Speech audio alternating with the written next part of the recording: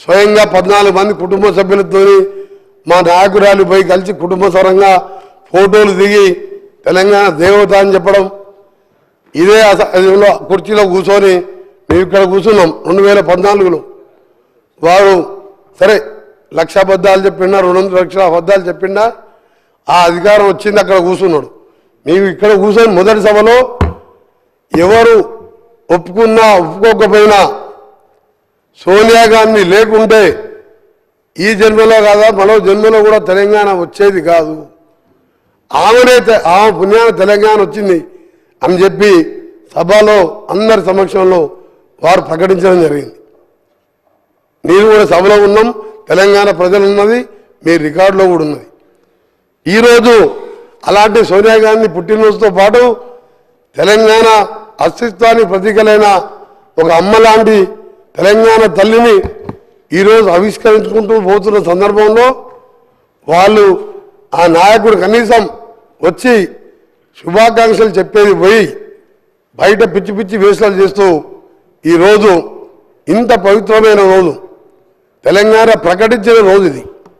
అందుకే అధ్యక్ష, ఈరోజు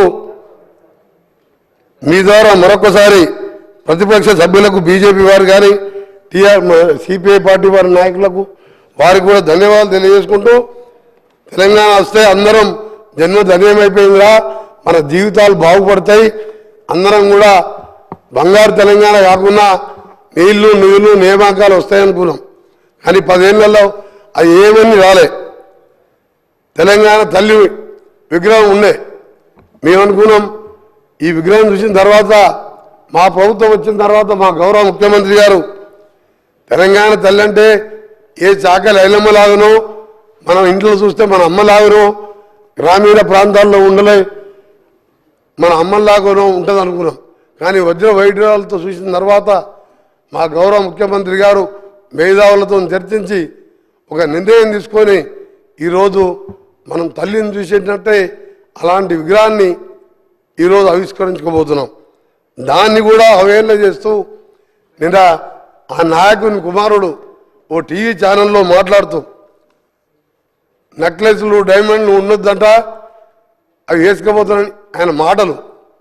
అధ్యక్ష, ఒకటే అడుగుతున్నా, తెలంగాణ అంటే మన ఇంతకుముందు చెప్పిన అస్తిత్వానికి గ్రామీణ పరిస్థితులకు చూడంగానే ఉట్టిపడేలా ఉండాలని చెప్పి ఒక మంచి కార్యక్రమం మేధావులతో చర్చించి తీసుకుంటే ఆయన మాట్లాడుతూ ఆయన ఒకటే అడగదలుచుకున్నా, అసలు నీ పార్టీలో కాదు ఏ పార్టీలో తెలంగాణ అనే పదమే లేదు, ఒక కాంగ్రెస్ పార్టీలో తప్ప. మాది తెలంగాణ ప్రదేశ్ కాంగ్రెస్ కమిటీ అంటాం, టీపీసీసీ అంటాం. ఆయన టీఆర్ఎస్ని బీఆర్ఎస్ని చేసుకున్నాడు. ఇవాళ ఎక్కడో విగ్రహాన్ని తీసుకొచ్చి మేము ఇవాళ ఉట్టిపడేలా విగ్రహాన్ని తెలంగాణ తల్లిని రూపొందించితే నీకు తెలంగాణ గురించి మాట్లాడే హక్కే లేదు. వాళ్ళకు టీని తీసేసి బీ పెట్టుకున్నావు. మా పార్టీలో తెలంగాణ పీసీసీ ఉన్నది, టీపీసీసీ అంటాం. అధ్యక్ష, అందుకే నేను మీ అందరికీ చెప్తున్నా ఒకటే, ఈరోజు సాయంత్రం జరిగే ప్రోగ్రాం మా గౌరవ ముఖ్యమంత్రి గారి ఆదేశం మేరకు మా అధికారులు మంచి ఏర్పాట్లు చేసాను. లక్షలాది మంది మహిళలు వస్తున్నాం. మా ఆర్ఎన్బి శాఖ ద్వారా అన్ని కూడా ఏర్పాట్లు చేస్తున్నాం.